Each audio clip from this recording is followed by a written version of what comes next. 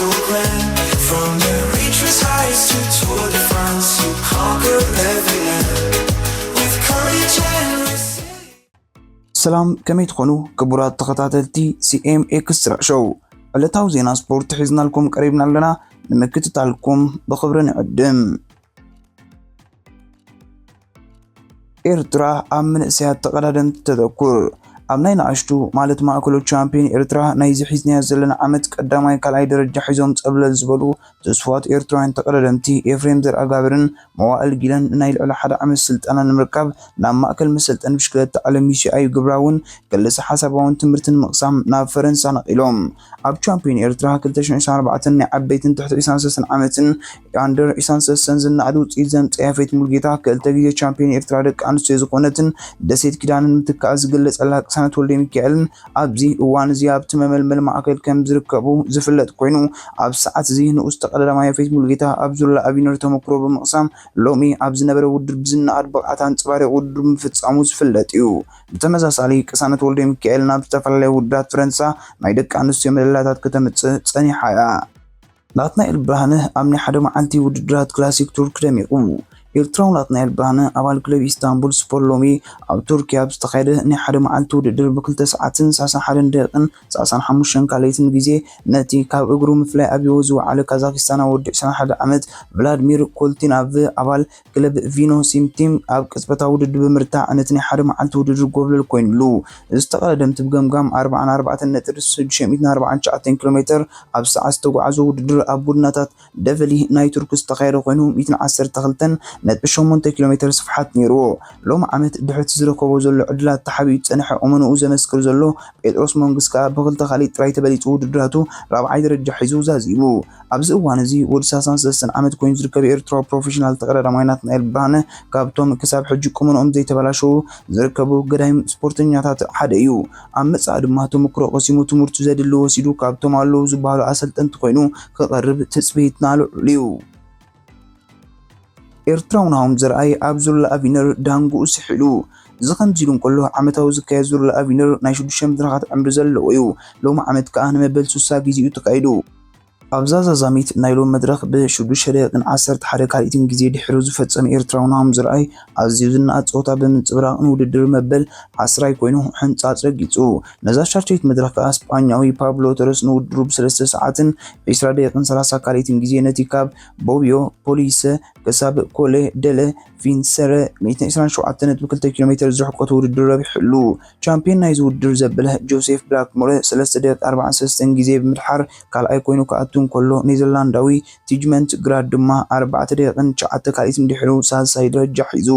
ኤርትራውያን ተቐዳደምቲ ክለብ UCI ናይ ስዊዘርላንድ ኣቕሊሉ ኣረፋይነ መበል 42 ያፌት ሙልጌታ መበል 60 ኣማን ዓወት ከዓ መበል 93 ደረጃ ሒዞም ውድድሮም ብሰላም ፈጺሞም። እዛ ብሓፈሻ 823 ኪሎ ሜትር ዘጠቓለለትን ንተቐዳደምቲ በዳሂት ኮይና ዝቐረበት ዙርያ ዓቕሞምን ክእለቶምን ሒዞም ዘለዉ ቁመና ነተን ኣለዋ ዝበሃል ዓበይቲ ክለባት ብሽክሌታ ዓለምና ዝረኣይሉን ኣጋጣሚ ኮይኑ ሓሊፉ።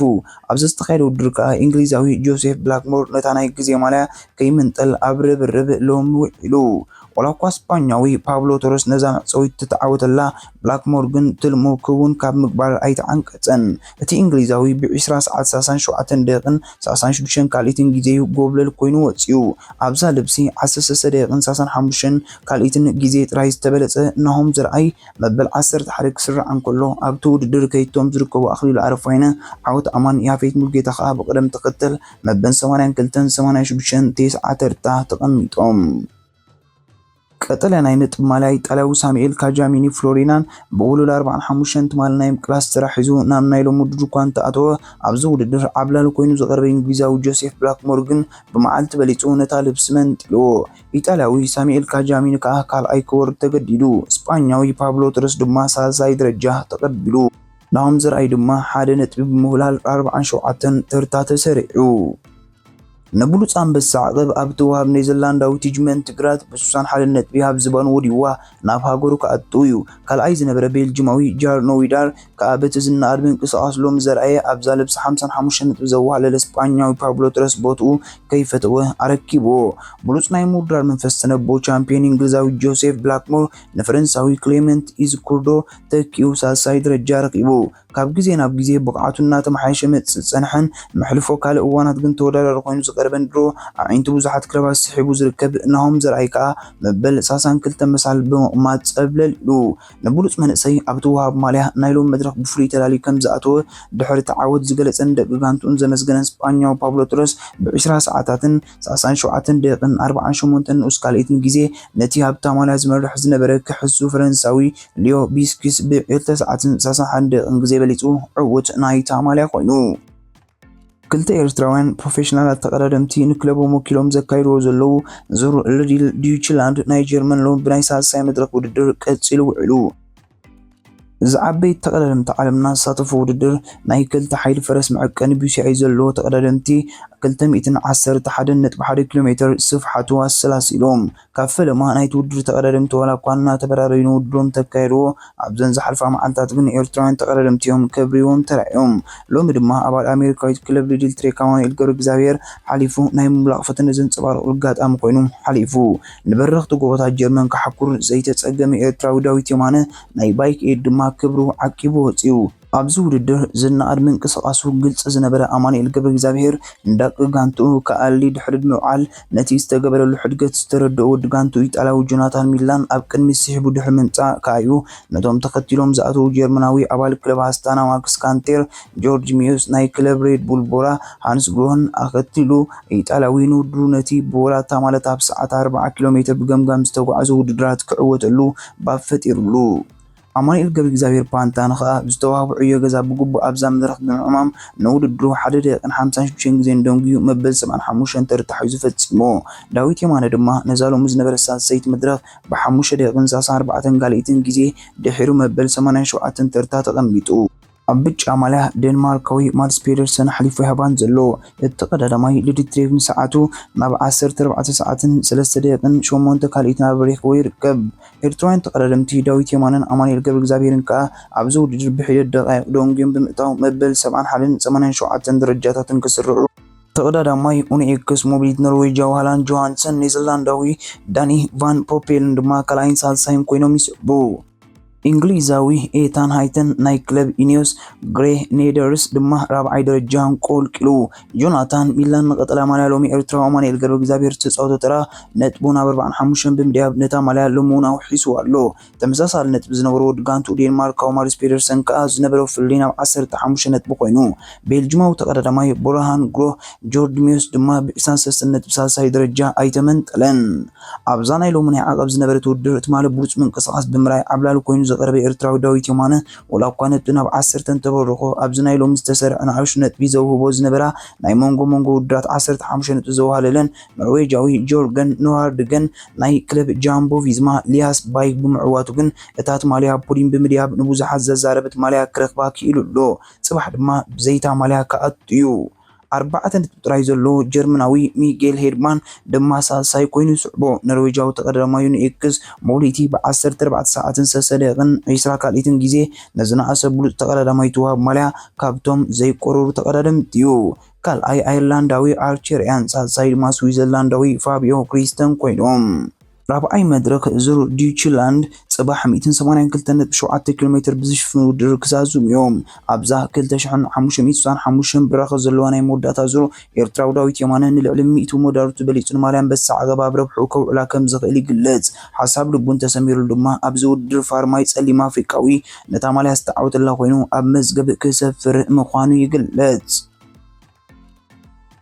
ብሮሾሞት መድረኽ ተላዒልዎ ዘሎ ዙር ስፓኛ ሎም ተቀዳደምቲ 2641 ሜትሮ ብራኸ ሓቂሮም ነቲ 159 ኪሎ ሜትር ሸፈነን ኣብ ሰዓት ከ43 ኪሎ ሜትር ብምፍጣን ዛዘሞ ውድድር ወዲ 34 ዓመት ስሎቬናዊ ተቀዳዳሚ ቦራ ሃንስ ግሮ ፕሪሞዝ ሮግሊች ቀዳይ ኮይኑ መዛዘም ሕንጻጽ ክረግጽ እንከሎ ነታ ተዛዘመት ውድድር ድማ ስፓኛዊ ኤንሪክ ማስካላይ ኮይኑ ኣትዩ ኣባል ክለብ ሶዳል ኩክስቴፕ ስፓኛዊ ሚኬል ላንዳ ድማ 14 ካልኢ ድሕሩ ሳልሳይ ኮይኑ ውድድሩ ፈጺሙ ኣብ ናይ ሎም ዓመት ቮልታ ስፓኛ ንብጫ ማልያ ንምዕዋት ኢሉ ዝኣተው ኣውስትራልያዊ ቤን ኮነር ናይ ክለብ ዲካትሎን ኤጂአር ላ ሞሪያለ ብ31 ሰዓትን 23 ደቂቃን 27 ንኡስ ካልኢትን ግዜ ተዛኒዩ ይቕለጽ ንክሬብ ሬድስ ቡል ቦራሃን ግሮ ወኪሉ ሳተፍ ዘሎ ስሎቬናዊ ፕሪሞዝ ሮግሊች ድማ ብ3 ደቂቃን 49 ካልኢትን ግዜ ብምክሳር ካልኣይ ተርታ ይርከብ ፖርቱጋላዊ ጆao አልሜዳ ከዓ ናይ ሳልሳይ ደረጃ ቦታ ብኣባል ክለብ ሞቪስታር ኤንሪክ ማስተመንጢሉሎ ቤልጅማዊ ውንት ቫን ኣርት ናይ ክለብ ቪዝማሊያስ ባይ ብ260 ብንቀጠልያ ማልያ ኣብ ምምራሕ ኣሎ ዕቡት ናይ ሎም መድረክ ፕሪሚየር ሊግ 18 ብምውላል ንኣንበሳ ዓቀብ ኮይኑ ይርከብ እዩ ኢጣልያዊ አንቶኒዮ ቲበር ናይ ክለብ ባሕሬን ቪክቶሪያስ ብ31 ሰዓትን 28 ደቂቃን 27 ንኡስ ካልኢትን ግዜ ናይ መንእሰይ ትዋሃብ ማልያ ኣብ ዝባኑላ ብጋንታ ደረጃ ፈረንሳዊ ዲካትሎን ኤጂአር ላ ሞንዲያል ብ94 ሰዓትን 23 ደቂቃን 9 ካልኢትን ግዜ ኣብ ቅድሚት ኮይና ነዚ ውድድር ትመርሖ ዘላ ጋንታ መበል 79 ሕታም ቮልታ እስፓኛ ጽባሕ ተቀዳደምቲ 178.5 ኪሎ ሜትር ብምዝርጋሕ ውድድር ታሽዓይ መድረክ ከስላስሉ እዮም እዛ መድረክ 4486 ዝንውሓት ብራኸ ዘለዋ ምስ ምዃና ተቀዳደምቲ ኣላኺት ኮይና ክትቀርብ ብለንደናዊት ክለብ አርሰናል ዝህደን ዘሎ ሽዶናት ቃይ ቪክቶር ጊዮከርስ መጻዩ ዝእንፍት መግለጺ ሂቡ ዝሓለፈ ዓመት ብማልያ ስፖርቲንግ ሊዝበን ኣብ 50 ጾታታት ተሰሊፉ 43 ሾቶታት ዘውፅረ ጊዮከርስ ኣብ ስፖርቲንግ ናብ ዓበይቲ ክለብ ክሳገር ከም ዝኽእል ብዙሓት ማዕከናት ዜና ዝገልጻ ኮይነን ዝጥቃዕ ስሙ ብተረጋጋሚ አርሰናል ዝተለዓለ ኮይኑ ለንደናዊት ክለብ ቸልሲ ኣብ ምፍራም ቪክቶር ኦሲመን ዝገጥማ ዘሎ ዕንቅፋት ስዒቡ ስማ ምስ ጊዮከርስ ዝለዓል ከም ዘሎ ይፍለጥ ኣብዚ ዓመት ስፖርት 4 ጾታታት ኣካይዱ ዘሎ ጊዮከርስ 6 ሾቶታትን 3 ቀረም ብምግባር ናይዚ ዓመት ውድድር ብዋሕድ ሾቶታት ጀሚሩ ይርከብ ክለቡ ስፖርቲንግ ሊዝበን ንፈረስን 5-0 ኣብ ዝርስዓትሉ ጾታ ሃትሪክ ሰርሐ ቪክቶር ጊዮከርስ ድሕሪ ጾታ ኣብ ዝገበረ ሓጺር ጋዜጣዊ ዋዕላ ታይ የጋጥም አይፍለጥን እዩ ምክንያቱ መጻኤ ኣባይ ጥራይ ምኮስኒ እዩ ዝኾነ ዝፈጥረይ ጸቕጥ የለን መሳብ ምስጋር ተጻወት ዘይተዓጽወ ዘጋጥም አይፍለጥን እዩ ኣብዚ ምህላዊ ግን ሕጉስ ክብል ተዛሪቡ አርሰናል ድሕሪ ምፍራም ሚኬል ሞሪኖ ካብ ሶሲዳድ ኣጥቃዕን ምፍራም ከሳብ መወዳእታ መስኮት ምስጋር ዝዕጾ ክትንቀሳቀስ ምዃና ዝገልጹ ምንጭታት ዛክለብ መዕለቢ ጊዮከርስ ክትከውን ተኽእሎ ከም ዘለዋ ዝገልጹ ኣብዚ ክራማት ካብ ናፖሊ ናብ ኢንተር ሚላን ዝተሰጋገረ ፖላንዳዊ ፒተር ዘለንስኪ ካብ ክለባት ስዑድ ዝመጹ ዓበይቲ ውዕላት ምንጻጉ ናብ ኢንተር ሚላን ከም ዝተጸምበረ ገሊጹ ዘለንስኪ ነዚ ገለጸ ምስ ናይ ሃገሩ መደበር ቴሌቪዥን ስፖርት 11 ኣብ ዝገበሮ ጻንሖት እዩ ምኽንያት ናብ ኢንተር መጸምበሪ ምስተሓተተ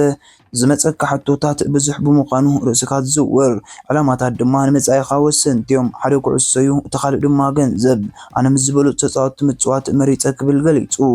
ስዑዳውያን ክለባት አልሂላልን አልአህልን ዘለንስኪ ንምፍራም ልዑል ጠለብ ዝሓዘ ኮንትራት ናብዚ ፖላንዳዊ ዘቕረባ ኮይነን ዘለንስኪ ግን ንኢንተር ሚላን ዘቕረበትሉ ውዕሊ መሪጹ ዘለንስኪ ቀፂሉ ኣብቲ ዝቐረበለይ ኮንትራት ዝነበረ መጠን ክፍሊት ኣዝዩ ብዙሕ እዩ ክቕበሎውን ተወናዊን ግን ኣብዚ ምጽዋት መሪፀ ምኽንያቱ ኣብ ዝለዓለ ደረጃ ውድድር ክጻወት ዝኽእል ንብቕዓት ከም ዘለኒ ስለ ዝኣምን ክብል ምኽንያት ናይ ክለባት ስዑዲ ኮንትራት ገሊጹ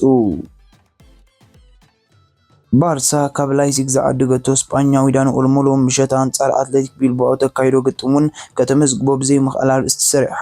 ባርሳ ከቢድ ፋይናንሳዊ ቅልውላው ዘላ ኮይና ዘለዋ ባጀት ናብ መሳርዓ ዘሎ ተጻወት ከተመዝግብ ዘይኽእላ ኮይኑ ዝሓለፈ ቀዳይ ጾታ ላሊጋ ዝዓመት ንቫለንሺያ ዓዲማ 2-1 ኣብ ዝተዓወተትሉ ጾታ ንኦልሞ ከተመዝግቦ ብዘይ ምኽላ ኣብቲ ጾታ ዝኾነ ተራከም ዘይነበሮ ይፍለጥ ሃንስ ፍሊክ ኣብ ዝመርጻ አንጻር አትሌቲክ ቢልባኦ ኣብ ትገጥም ጋንታ ተሳተፉ ዝርዝር ተጻወቲ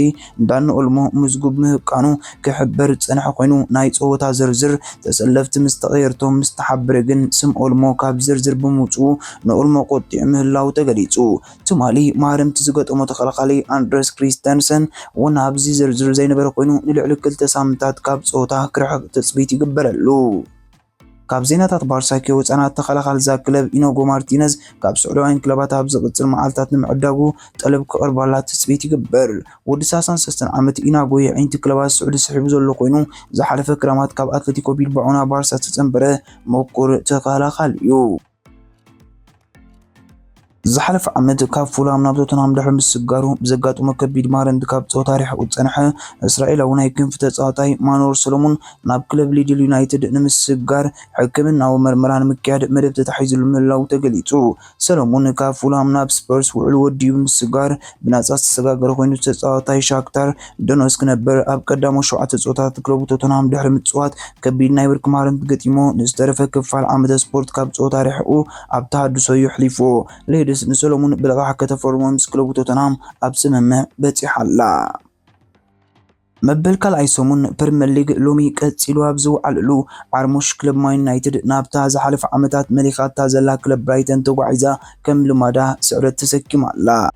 ናይ ቅድሚ ዕረፍቲ ፀወታታት ክሳብ ተኸላኸልቲ ማን ዩናይትድ ዘይተናበቡላ ሸቶ ዊልባክ ትምዝገብ ዝኾነ ዕላማ ዝሃረመቶ ሸቶ ዘይተራእዮን ኣብ ማእከል ሜዳ ዝተሓፀረ ፀወታ ዝነበረ ኮይኑ ዊልባክ ዘመዝገባ ሸቶ መበል 100 ናይ ክለቡ ሸቶ ኮይና ብተወሳኺ መበል 6 ሸቶ ናብ ማንቸስተር ዩናይትድ ኮይና ዊልባክ ልዕሊ ማንቸስተር ዩናይትድ ሸቶ ዘውፅረላ ክለብ ተላ እታ 7 ጎል ዘውፅረላ ዌስትሃም ዩናይትድ እያ። ብተወሳኺ ተፃዋቲ ማንቸስተር ዩናይትድ ነበር ብማልያ ካልእ ጋንታ ናብ ማን ዩናይትድ ሸቶ ካብ ዘቁፅር ዝለዓለ ብዙሕ ዘውፅረ ተፃዋታይ ዛ ክለብ ነበር ዝብል ክብሪ እውን ኣጽሒፍሎ። ናይ ድሕሪ ዕረፍቲ ፀወታ ማንቸስተር ዩናይትድ ዝተመሓየሸ ብቕዓት ዘንፀባረቐትሉ ነይሩ። መርኣያ ናይት ድማ ኣብ 60 ደቂቕ ናይ ፀወታ ካብ ኣማድ ዲያሎ መማዕራይ ሸቶ ረኺባ። እዛ ሸቶ ብሞሮካዊ ኑሳር ማዝራዊ ዝተሃንደሰት ኮይና ኣብ ታሪክ ዛ ክለብ ቀዳመይ ሸቶ ብኣፍሪካዊ ተፃዋታይ ተሃንዲሳ ብኣፍሪካዊ ተፃዋታይ ዝተመዝገበት ምዃና ፍሉይነት ነይርዋ። 10 ደቂቕ ድሕሪ ዛ ሸቶ ዩናይትድ ደጊማ ብጋርናቾ ኣብ እግሪ ጆሹዋ ዚርክዜ ተጋጫ ዝተመዝገበ ሸቶ ኣውፂራ ነይራ። እዛ ሸቶ ኣብ ቫር ተራእያ ዚርክዜ ካብ ፀወታ ወፃኢ ብምንባሩ ተሰሪዛ። ፀወታ ምዝዛም ተኸላኸልቲ ማን ዩናይትድ ደጊሞም ጌጋ ፈፂሞም ኤዲንግራ ንልዳት ዝለኣኻ መስቀራዊት ኩዕሶ ተሓዝ ዘይነበሮ ጃኦ ፔድሮ ናብ ሸቶ ለዊጥዋ። ፀወታ ክዛዘም 2 ደቂቕ ጥራይ ተሪፎ ብምንባሩ ተፃዋቲ ማን ዩናይትድ መማዕራይ ሸቶ ንምርካብ ዝገበሮ ፃዕሪ ከይተዓወተ መዛዘሚ ፊፅካ ታሪማ። ወዲ 31 ዓመት ኣሰልጣን ብራይተን ኣብ ታሪክ ፕሪምየር ሊግ ዝነኣሰ ኣሰልጣኒ ፋቢያን ሆርዝለር ካብ ኤሪክ ተን ሃግ ዘሰልጥና ማን ዩናይትድ 3 ነጥቢ ወሲዱ ብራይተን ብ6 ነጥቢ ኣብ ቅድሚት ተቐሚጣ ትርከብ። ስዒቡ ዝቀፀለ ፀወታ መንጎ ቻምፒዮን ማንቸስተር ሲቲ ኣብ ኢቲሓድ ስታድየም ንኢፕስዊች እንግዳ ዘካየደቶ እዩ። ትሑት ግምት ዝተዋህቦ ኢፕስዊች ታውን ልዳት ማንቸስተር ሲቲ ክደፍር ኣብ ኢቲሓድ 7 ደቂቕ ጥራይ ወሲዱላ። ተኸላኻሊ ኢፕስዊች ጆንሰን ግቡእ ቦትኦም ዘይሓዙ ተኸላኸልቲ ሲቲ ርእዩ ንቕድሚት ሰደዳ ኩዕሶ ጆሞዲክስ ናብ ሸቶ ብምቕያር ንሲቲ ካብ ድቃሳ ተበራብር ሸቶ ቁጢሩ። ማን ሲቲ ግብረ መልሲ 2 ብ5 ደቂቕ ጥራይ ወሲዱላ። ኣብ ሲቲ መሳት ተፃዋታይ ኮይኑ ዘሎ ሳቪዮ ንልዳት እናኣተወ ብተኸላኻሊ ኢፕስዊች ዴቪስ ተጠሊፉ ወዲቁ። ማእከላይ ዳኛ ቫር ተመርኪሱ ፍጹም ቅልዓብ ዝኣዘዘሉ መበል 92 ሸቶ ሃላንድ ብማልያ ማንቸስተር ሲቲ ስዒባ ሲቲ ተመርዓረረ። 2 ደቂቕ ድሕሪ ዛ ፍጻመ ሓላውላት ኢፕስዊች ሞሪች ኣብ እግሩ ብዝግቡእ ዘይተቆፃፀራ ኩዕሶ ብሳቪኖ ድሕሪ ምንጣሉ ዶብሬና ናብ ሸቶ ለወጣ። ሲቲ ተዓግባ ኣይነበረትን። ንልዑል ናይ ምርኣይ ዓቕሚ ዶብሬን ቦታ ናይ መሓዝን ኣፈጻጽማ ኩዕሶን ሃላንድ ተንፀባርቕ ሳልሰይ ሸቶ ስዒባ። ፀወታ ማንቸስተር ሲቲ ኢፕስዊችን 3-1 እናተመርሐት እውን ዓንዲ ልዳት ሃሪማ ፈተነታት ሪኮ ሉዊስን ዶብሬንን ስዒበን ኢፕስዊች ዕድለኛ ዓንዲ ልዳት ፀወታ ናብ 5-1 ካብ ምግፋሕ ድሕኑ ክብሉ ደገፍቲ ሲቲ ቀሊዶም። ናይ ድሕሪ ዕረፍቲ ፀወታ ኣብ ሚዛን ሲቲ ዝተዓብለለን ኣሰልቻውን ዝነበረ ኮይኑ ሲቲ ብተደጋጋሚ ልዳት ኢፕስዊች ፈተነታት ኣካይዳ። ራብዒት ሸቶ ኣብ 9 ደቂቕ ኤርሊን ሃላንድ ካብ ሳንዱቕ ፍጹም ቅላዕ ወፃኢ ዘቑጠራ ኣስዒቡ ካብ ሜዳ ናብ ማቲያስ ኑነዝ ተቐይሩ ወፂኡ። ማን ሲቲ ሃላንድ ሃትሪክ ኣብ ዝሰርሓሉ ፀወታ ሲቲ ንኢፕስዊች 4-1 ብምርታዕ ብ6 ነጥብን 5 ፀብታን ሸቶን ኣብ መሪሕነት ፕሪምየር ሊግ ደይባ። ኤርሊን ሃላንድ ኣብ 2 ፀወታታት 4 ሸቶ ከቁፅር ከሎ ብማልያ ማን ሲቲ እውን 94 ሸቶታት ከቁፅር ከሎ ኣብ 68 ብማልያ ማን ሲቲ ዘካየዶም ፀወታታት ፕሪምየር ሊግ 7 ሃትሪክ ብምስራሕ ክደምቕ ኪኢሉ ኣሎ። ኣብ ታሪክ ፕሪምየር ሊግ ዝበዝሐ ሃትሪክ ዝሰርሐ ጥቃዕ ማን ሲቲ ነበር ሰርጂዮ ኣጉዌሮ ኮይኑ ኣብ 275 ፀወታታት 12 ሃትሪክ ክሰርሕ ከሎ ናይ ኣርሰናል ቴሪ ሄንሪ ኣብ 258 ፀወታታት 8 ሃትሪክ ብምስራሕ ይስዕቦ። 68 ፀወታታት ጥራይ ኣካይዱ ዘሎን 7 ሃትሪክ ክሰርሕ ዝኽኣለን ሃላንድ ካብ ቴሪ ሄንሪ ብሓንቲ ካብ ኣጉዌሮ ድማ ብ5 ሃትሪክ ትሒቱ ይስዕቦም ብምህላው እዚ ቁፅሪ ብስሙ ከፅሕፎ ትፅቢት ይግበረሉ። ኣብ ተመሳሳሊ ሰዓታት ካብ ዝገጠማ ጋንታታት ቶተንሃም ንኤቨርተን ኣብ ስታዲየም ዋይት ሃርት ሌን ዓዲማ 4-0 ረቲዓታ። ሸቶታት ቶተንሃም 2 ካብ ሶን ሂዩን-ሚን ሮሜሮን ቢሶማን ድማ ሓንቲኦም ኣውፂሮምን። ሮሜሮ ካብ ምጅማር ዝሓለፈ ዓመት ክሳብ ሕጂ 6 ሸቶታት ብምውፃር ልዕሊ ማንም ተኸላኻሊ ክስራዕ እንከሎ የቪስ ቢሶማ ቀዳመይ ሸቶ ብማልያ ቶተንሃም ኣውፂሩ። ንሸቶ ሮሜሮ ካብ ናይ ማዕዝን ቅላዕ ዝኸሸነ ጄምስ ማዲሰን መበል 43 ናይ ፕሪምየር ሊግ ቀረብ ሸቶ በርኪቱ። ክሪስታል ፓላስ ንጎረቤታዊ ዌስትሃም ዓዲማ ዘካየደቶ ፀወታ ዌስትሃም ካብ ጃሮድ ቦውንን ቶማስ ሶቼክን ብዝረኸበተን ሸቶታት ንፓላስ ኣብ ሜዳ ብምርታዕ ንዝሓለፈ ሰሙን ብኣስቶን ቪላ ዝወረዳ ስዕረት ክድብስ ከላ ኣሰልጣን ፓላስ ጄምስ ግላስነር ካልኣይ ተኸታታሊ ስዕረት እዚ ዓመተ ስፖርት ኣመዝጊቡ። ኖቲንግሃም ፎሬስት ናብ ሳውዝሃምፕተን ተጓዒዛ ብእንኮ ሸቶ ሓለቓ ጋንታ ሞርተን ጊብስ ዋይት ክትዕወተላ ከላ